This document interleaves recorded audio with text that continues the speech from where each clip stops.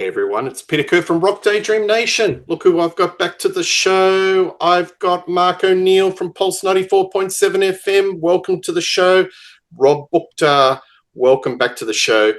We're going to talk Deep Purple, and we're going to talk about the 1993 or 1994 live album, Come Hell or High Water. And we're going to discuss, is this a celebration of a band or a band coming apart?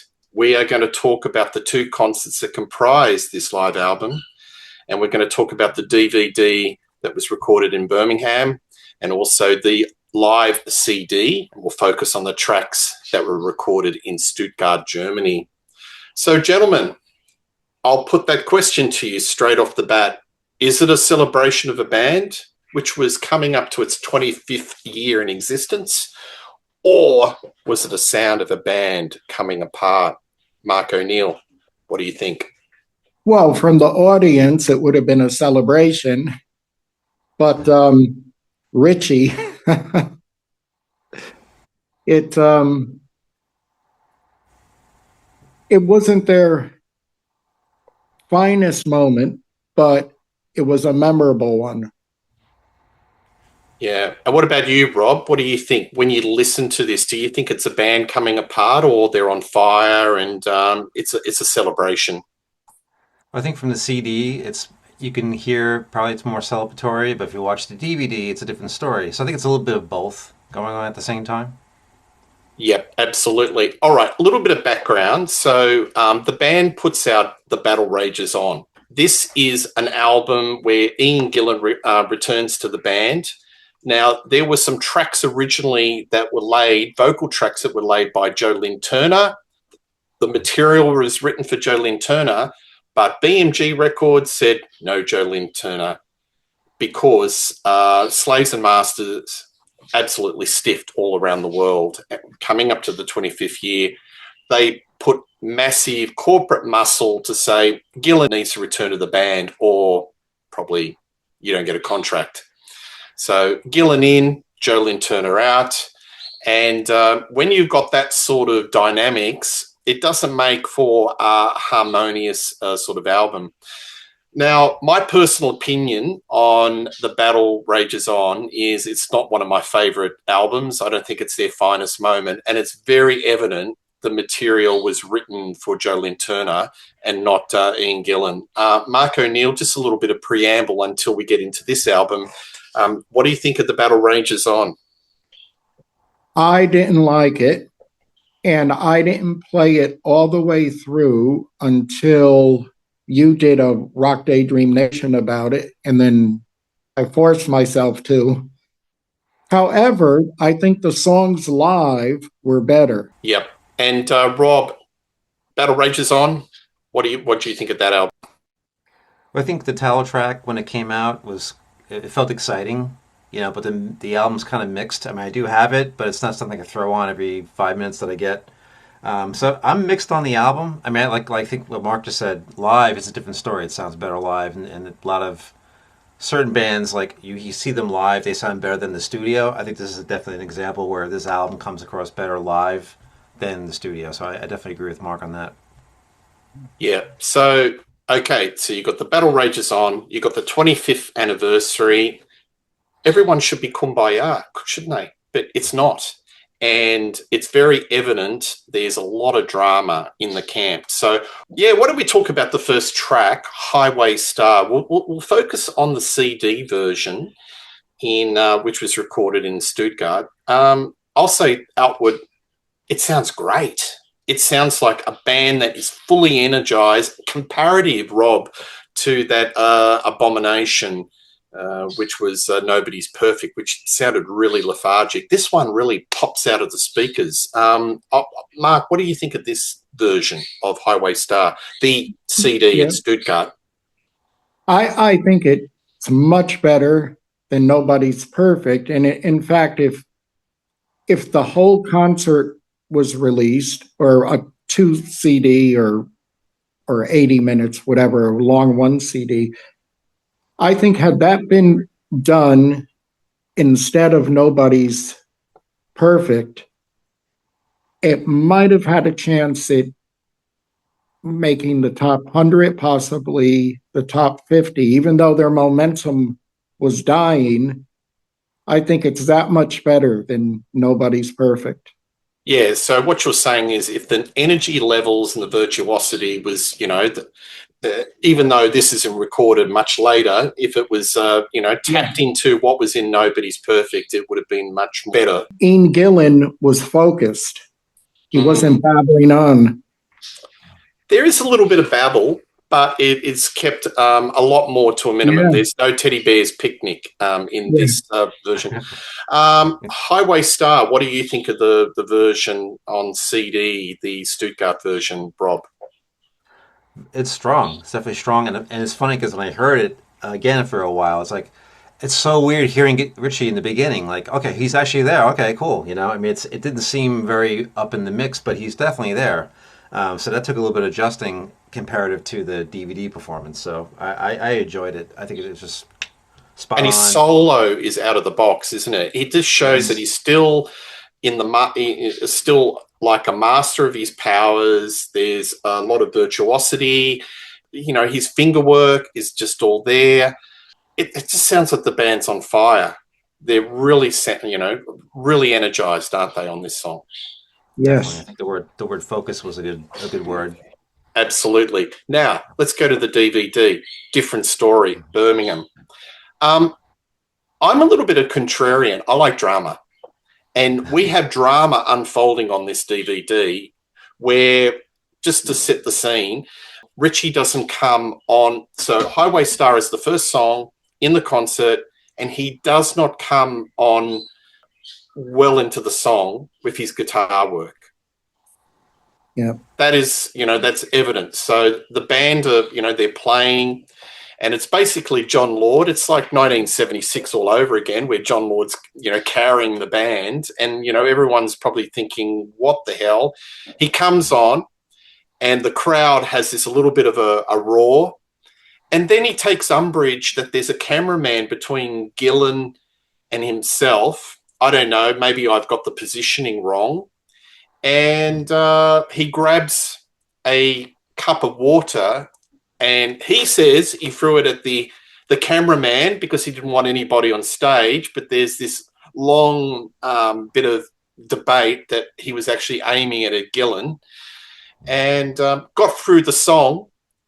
He went off stage and refused to come on until the cameraman were cleared off stage. So his umbrage was he didn't want any camera person in his way on stage. And look, let's be fair, Richie has always been very particular about his real estate on stage. Ever so much. I've read a lot of stories, even if Ian Gillan gets a millimetre within, the magical invisible border, he'll swear at him and say, get back to where, into your area. Mark, I think it's drama. I don't mind how it unfolds, but a lot of people have a different view. What do you think? No, I don't mind it at all. And when he did finally come on stage, that was about when Lord's solo was supposed to be. And so he took Lord's solo from him. And I thought I heard Ian Gillan say one time that the water actually hit his wife. Yeah, I think you're right. Yeah, I think you're right. Yeah. And you know what I thought when I just watched the DVD again for the first time in a while? If you look at Blackmore's eyes, he wouldn't make contact with Gillan, but when they had a close up on him, the looks that he was giving Gillan, it's almost like, the old spy movies and things where someone would have an umbrella, but it would really be a sword.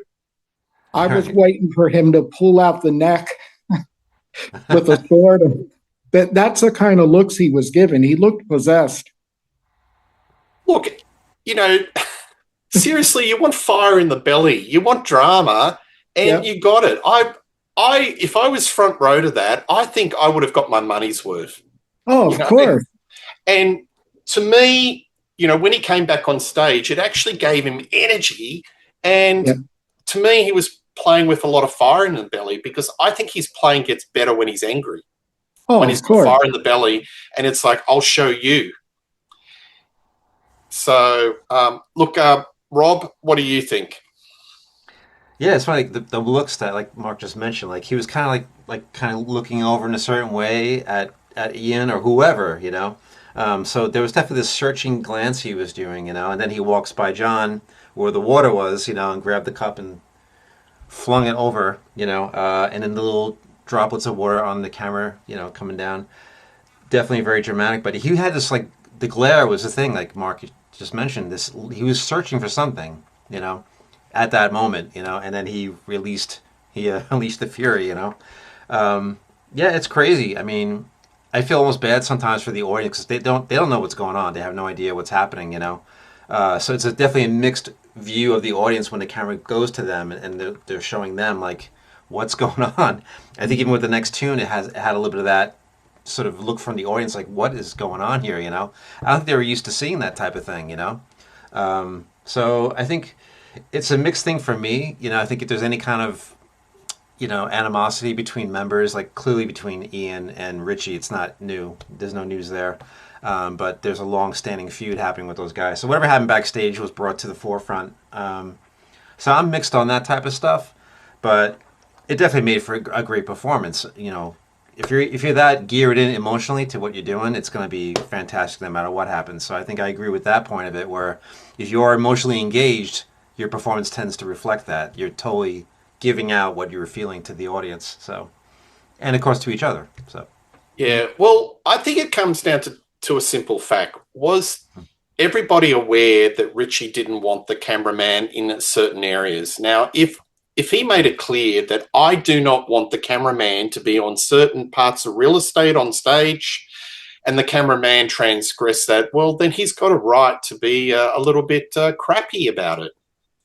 yeah, I think he's always been that way though. With California Jam was like that too, where he was like banging his guitar on top of the camera and breaking it. Yeah. But I think just it's funny because on the DVD, he's like on Ian's side with Roger and John. So the Mm, camera was even near him when he flung the water. So he had to walk over to that area and throw the yeah. water. You know.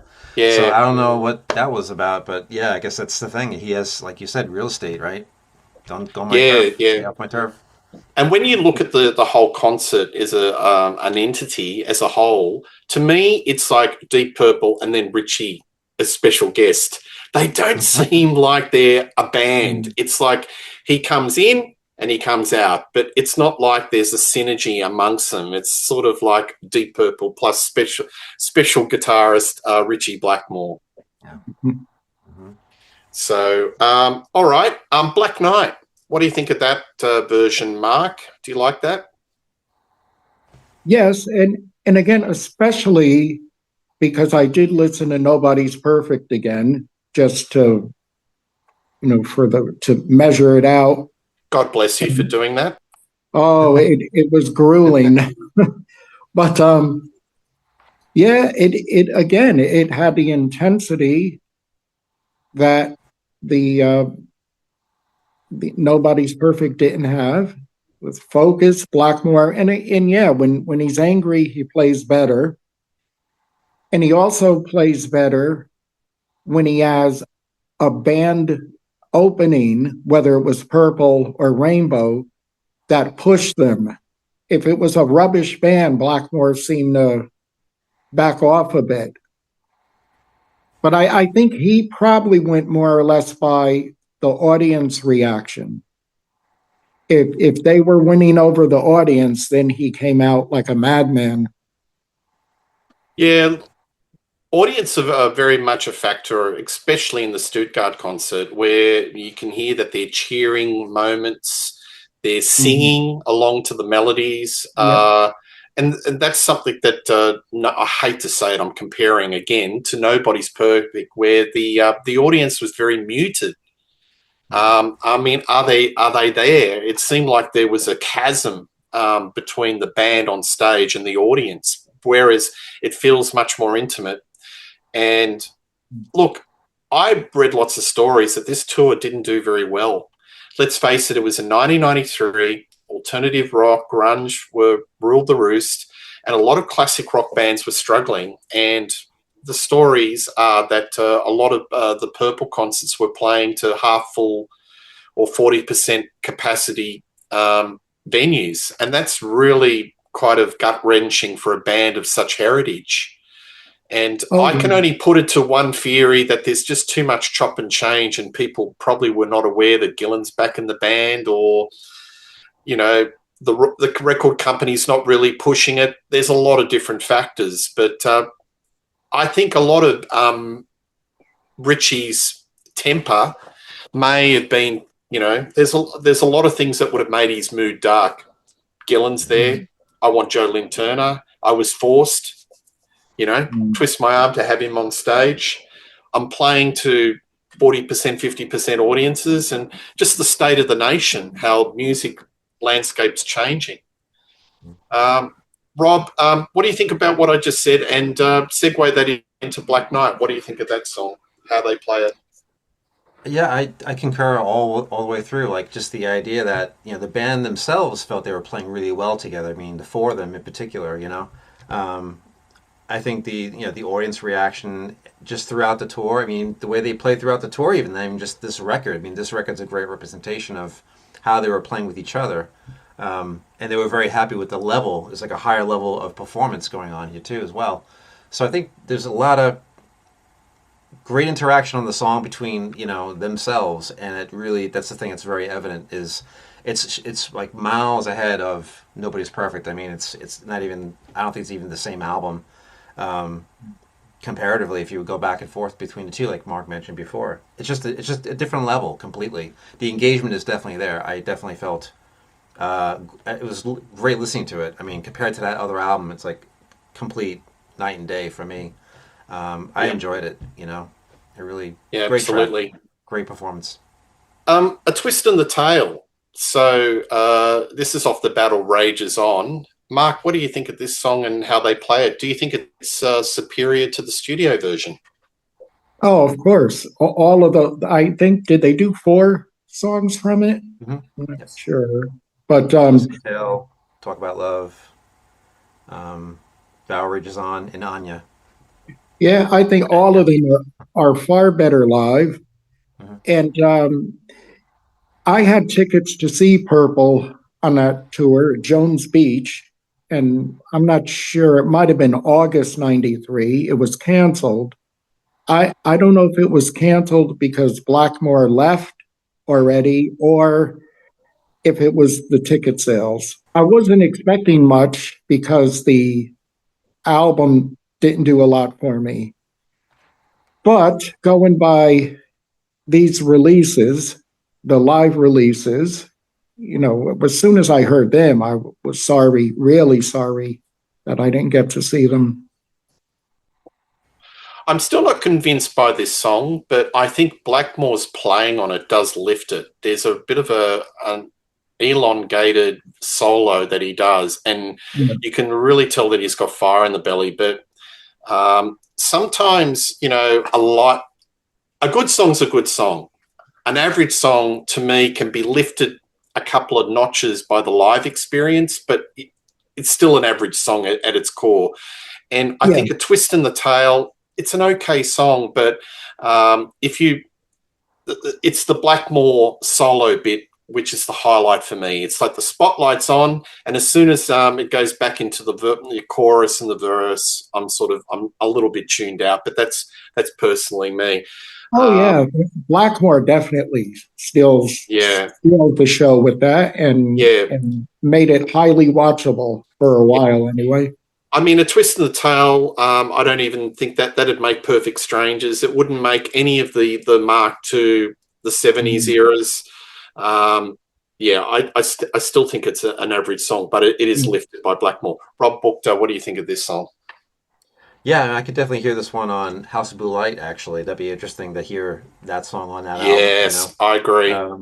But yeah, I love Blackie's playing. I mean, it's always, it's always good. The energy of the song, I like the energy of the song. It's upbeat.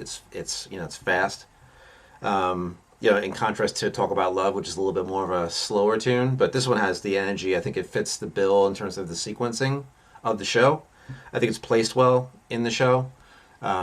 But yeah, I mean, I'm not really gaga, over the song. I think Richie plays fantastic. The storyline in the song is okay, but yeah, I mean, I don't know. I'm not really completely, over the moon with this particular tune, but I do appreciate the energy and it transfers live.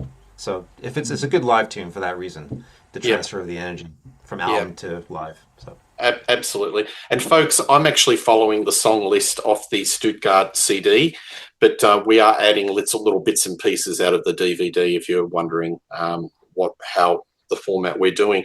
Now, Perfect Strangers, I'll say this straight off the bat, this is the highlight. This is the best song on the CD.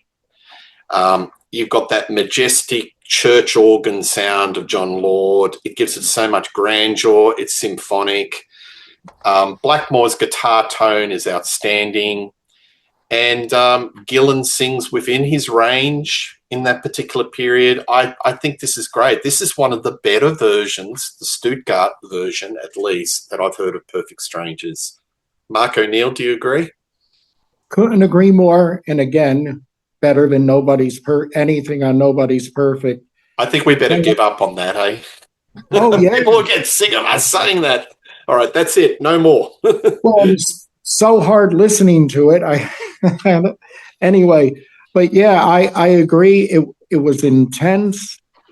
It held up with the 84, 85 live versions better than many of them. If it just was a highlight. And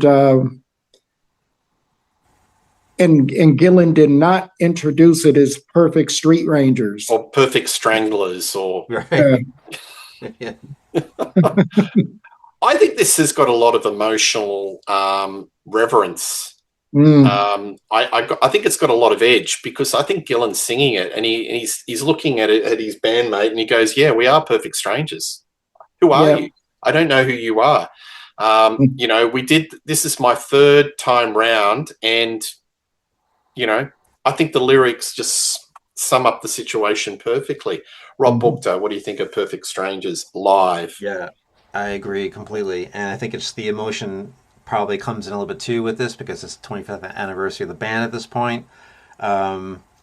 Realizing the moment that they're in where they're playing these songs, and it could be very well the last time that the five of them as a collective would play together. So I think there's, in my estimation, it feels like there's an emotional quotient to this particular performance of this song because of where they're at this point in their career. And like you mentioned before too, Peter, with like the times that they're in, where certain styles of music are starting to emerge and sort of, populate and ingrain themselves in the music scene.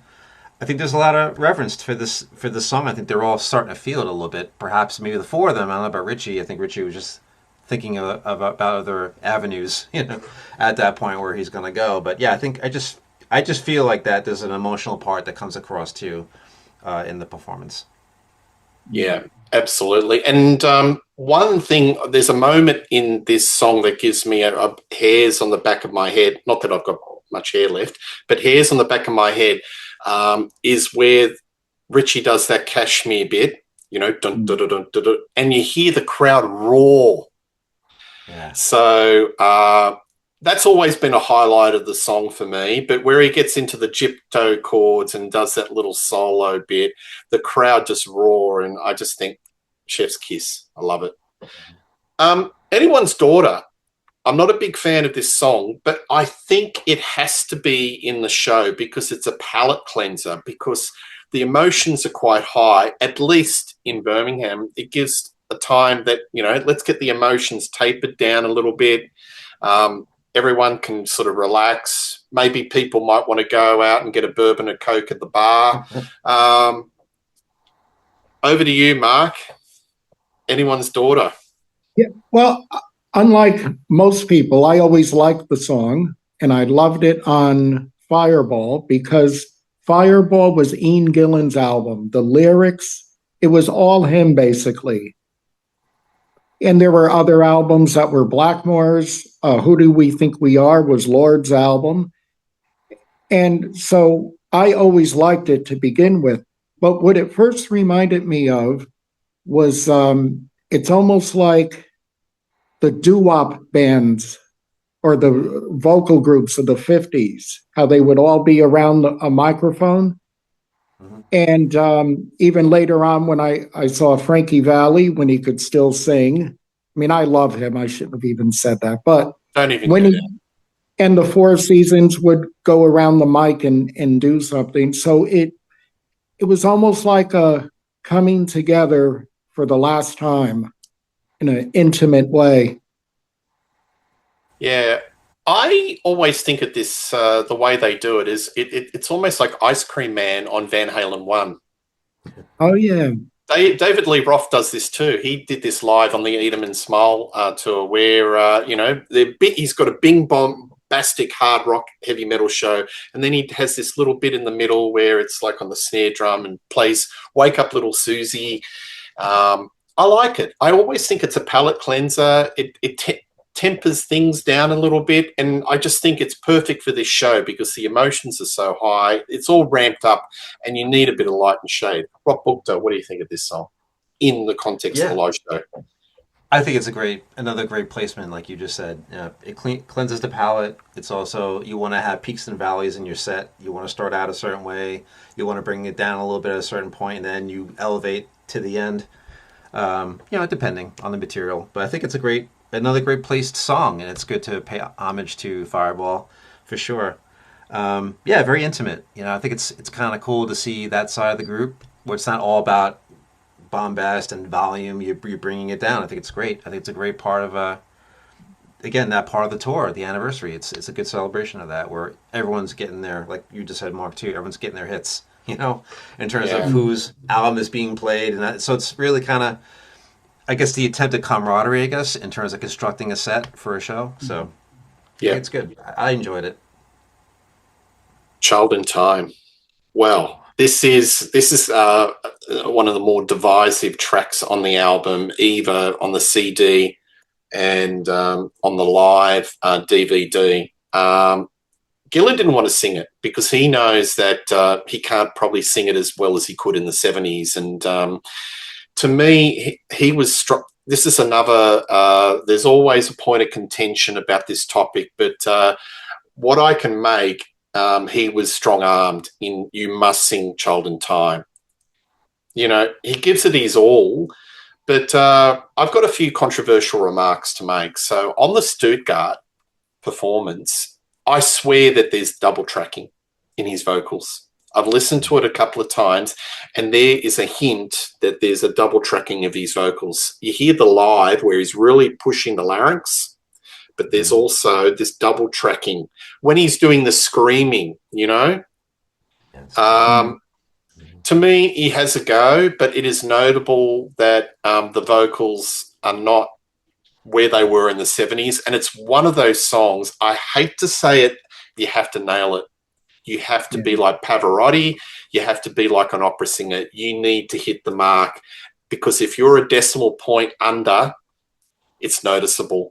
I guess, take the vocals aside, Richie's on fire. The band are really pumping it out. It's energized. Mark, am I being a bit too harsh on this one? No, not at all. They should have given it up by then, although they kept doing it until the early 2000s.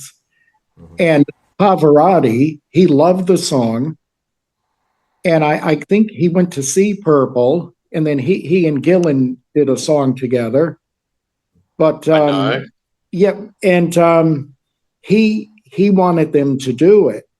And Gillan said, well, it's part of our past, meaning he couldn't do it anymore. So, no, they went along too far with it. Maybe like what was it?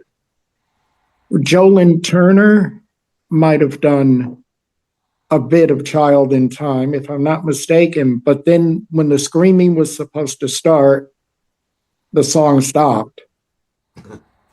Thankfully. Yeah.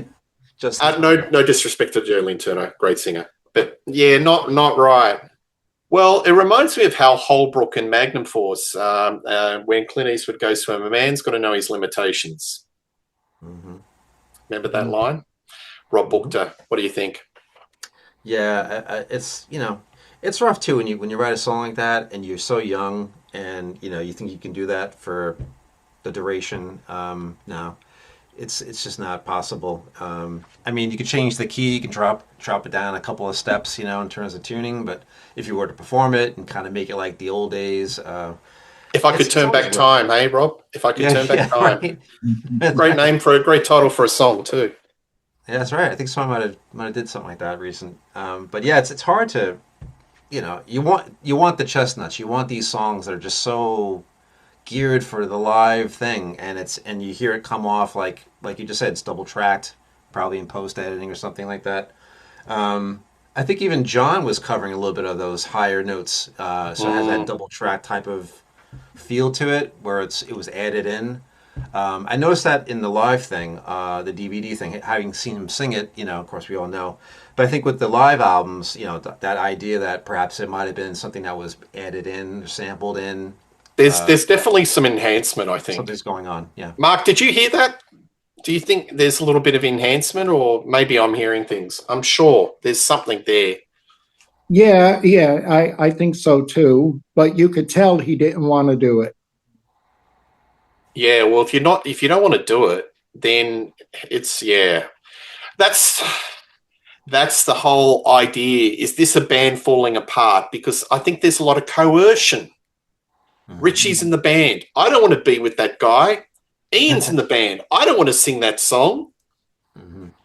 And when you look at the video, the montages of where they're doing the interviews, it's all a moan fest. Roger Glover, Hmm. have you ever wanted to get off stage and feel embarrassed? Mhm. I mean, this is supposed to be a video that celebrates 25 years, and they're all having a moan about Richie. So when they do all the interviews, the first quarter of the DVD is just bagging Richie. Mhm. So it's Yeah, not exactly great promotion, is it? No, but the it thing is. is, then when Morse came in, they kept doing it. So I don't Mm. know if Lord and Pace and Glover might have been pressuring him to keep doing it, but he kept doing it. And then at one point, he didn't even change notes in the scream. He was just doing like a shout Yeah, as the years went by, and it was pretty pathetic, actually. yeah. Look, we'll probably get a lot of thumbs down and hate for some of the comments, but this is our opinions. Yeah. We're expressing what we think. Um, Let me say that Gillen's singing on his new album, what I've heard, the three tracks, and I'm just do a little bit of a minor diversion. You can hear that his vocals are he's got a limited range, but he's being experimental, and the fragility and the of his vocals really work with the song, Yeah. and he's being experimental, he's pushing it, he's still doing screaming. It I still think it just works well with the material. But when you've got classic rock and it's really riff based, and it's very much that the singer has to hit the notes, that's a different kettle of fish. Yeah. So I was sort of thinking like I'm criticizing Gillen's singing on this album, where I'm praising he's singing on the three tracks that at least two of the three songs on Splat, which I really enjoy. I think Mhm. it's, one is like written like a prog rock, and this Yeah. one is like riff based rock, where I think riff based rock, you really need to sing on the money. You need to sing on the note. Anya, I think this is one of the better versions from the Battle Rages on that. Arguably, the live version's better.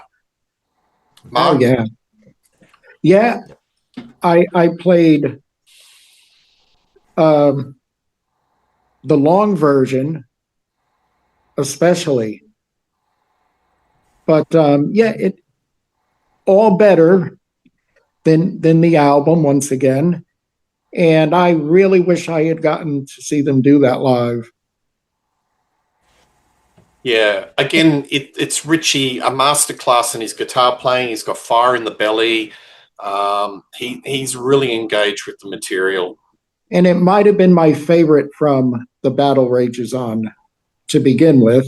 Yep, And then just hearing it live, whole different song once again. yep. Rob, Anya. Yeah, energy is there again, and I think anytime you write a new song or you have a new album and you're touring on that new album on a current tour, the energy just comes right across because you're not playing all the chestnuts, right? You have something new, and you're approaching it that way. So it always feel the new songs always feel better to play because they're new and there's new energy and everything's new, and you're not just doing what Richie might think is like a nostalgia trip or something like that. Oh, it's all nostalgia. That was something that came up during this period of time also. Oh, these are just all nostalgia songs. But you have new songs. You have four of them from, the current record at that time. So I think, as I was saying, it reflects on the album in terms of the writing and the energy of the album and what they were coming up with. So I think it transfers across. I think, I like the subject matter of Anya and how they paired it with a different tune in the set. They kind of did this sort of retrospective, connecting of two songs together. So I think thematically, it pairs great with some of the older songs that they decide to put before Anya. So I like it. I mean, I definitely feel the same as Mark. It's a strong song for that album. I think for me, the favorite song from Battle Rages On is the title track. I like that one quite a bit, and then Anya would be like a close second. So yeah, I appreciate Anya quite a bit. So. Yeah. And he's mining the Egypto chords again. There's still a little bit of a Eastern mysticism melody lines that he puts in, and also I noticed that there's some subtle hints of folky, classical, neoclassical stuff that he would be doing with Blackmore's Night. There's little sort of sprinkles of minstrel licks that he throws in throughout the whole concert that you think, oh, he's going, that's a little bit of a precursor to what he was going to be doing with Blackmore's Night. Speed King, another cracker. I love this song. It's my favorite Deep Purple song of all time. And what I love about this, it's rough around the edges. It's full of energy, and I like it. This is where the rough around the edges bit is perfect. Mark O'Neill, what do you think of this one? Yeah, definitely one of the better live versions. And well, now when I get home, 'cause I'm at the Pulse, obviously, I'm going to listen to other live versions and do an actual comparison. But it might be the best. Ooh. It might. Pretty hard to beat the BBC versions in the early days. Come back to me. Let us know. We might have another show out of this, but I think it's a cracker version. And one thing I listened to this is noticeable is the Speed King of 71 or 70 within rock. Ian Pace is at his stone cold peak, playing Buddy Rich, doing these wonderful fills, and he's just. But you've got a very simplified version of Ian Pace in this band, but he's still got the groove, he's still got the swing, and he's got all these little nifty, subtle fills that just make this song a delight to hear. But it's a different type of pace. Yeah, he changed his playing, I guess, about 10 years before that. Yeah. I think he changed around Whitesnake. So this is 94. I think probably 79, 80. That's where I reckon he changed it. Probably even, I think Come Taste the Band is the last album where Ian Pace sounded like the Ian Pace of that high energy Buddy Rich style. And I think definitely in the late 70s, he definitely had a much more simplified technique in regards to his drumming. Rob Bookter, what do you think of Speed King? Yeah, I think all these points you mentioned about Ian are just like so on the money because he always talks about bringing an 18-year-old onto stage with him when he performs and having that energy of the 18-year-old and trying to do that every night, bring that kid with you kind of thing. Yeah, great example. I mean, you hit all the points perfectly. I think with his performance. But he's always been the glue that holds it all together anyway. I mean, him and John Lord in particular, that duo right there are just so crucial, you know. But yeah, his playing is just what do you expect from Ian? It's like it's absolutely perfect for the songs. I mean, no matter what he does, I never hear Ian have a bad night of playing, you know, from what I've heard over time. He's just so solid. He's such a solid player. And this is definitely like a masterclass, I think, in terms of what he does and what he does well and how he so fits into this group, and what he does to propel, even with bad nights. He's always been the one to propel things, you know, in directions that are, you know, I don't know what else to say. I'm speechless. So, Yeah, but yeah, I love it. I mean, it's just great playing. Anyone would be inspired to play the kit. You know, listen to this. It's yeah. I'm gonna gush and gush, so I'm not gonna gush anymore. absolutely. And one more thing that I noticed is a bit of a change is John Lord's playing in this album is very energized, and I love that he's using a lot of Hammond because the big one of the big disappointments in the Nobody Is Perfect album, he was using a lot of synth, Mm-hmm. and to me, Deep Purple needs a big fat keyboard sound like the Hammond organ. And with I think synth is not great for classic rock. It sounds really thin and dinky. And I know he's still bringing the synth on for certain songs here and there, but it's just great that he's bringing back the, the original old warm sound of the Hammond organ. Would you agree, Mark? 100%. I don't know if when he started that in 73 or 4, if the label pressured him or if he just wanted to experiment himself. And then he did some of that in the Cal Jam. So, you know, he did introduce himself as Rick Emerson, the Cal Jam. So I don't know why, if it was pressure, if it was his decision, but I was definitely glad to hear him back to his, you know, prime sound. All right, so we finish off with "Smoke on the Water." I think everyone knows this song, and if Deep Purple didn't, finish the concert with "Smoke on the Water," there'd be a riot on the streets. I think it's a fine version. I've heard this song 100 times, millions of times, and Yeah. I never get really sick of it. And I think this version is fine. Mark, what do you think? Yes, the intensity was back. For a while, it was sort of seemed like to be a going through the motions thing, but here they meant business.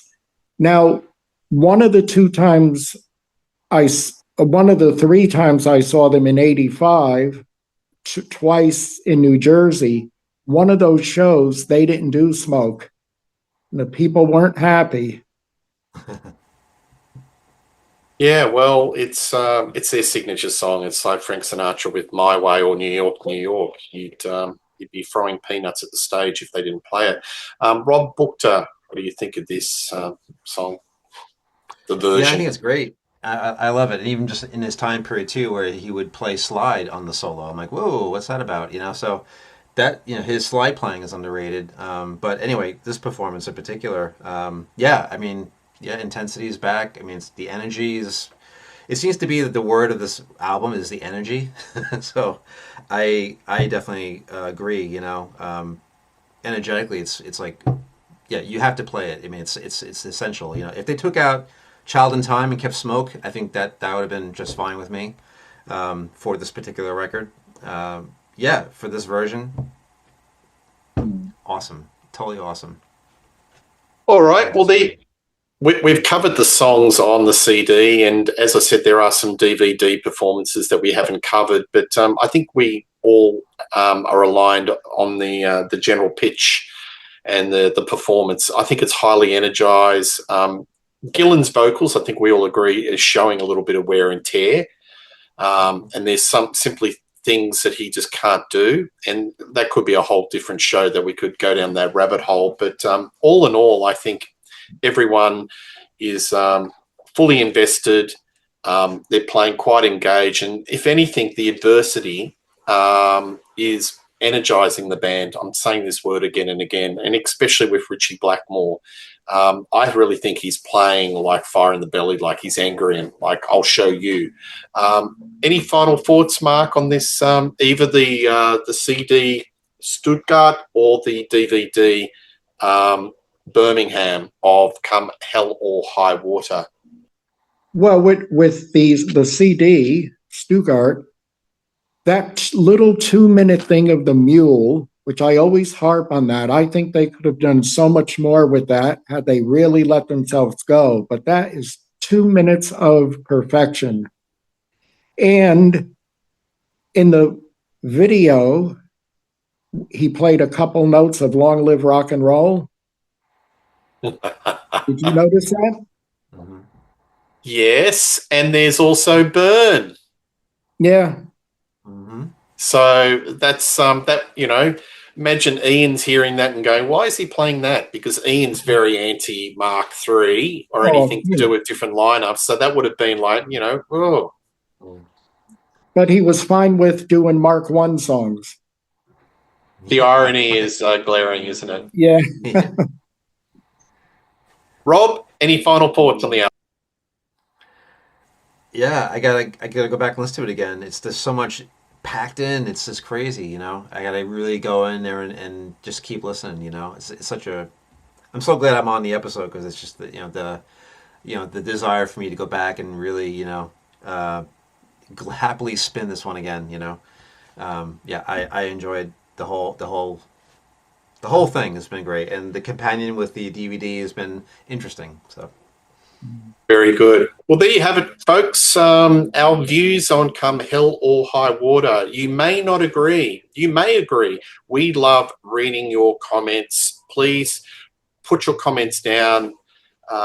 Good, bad, or indifferent. It's all valid.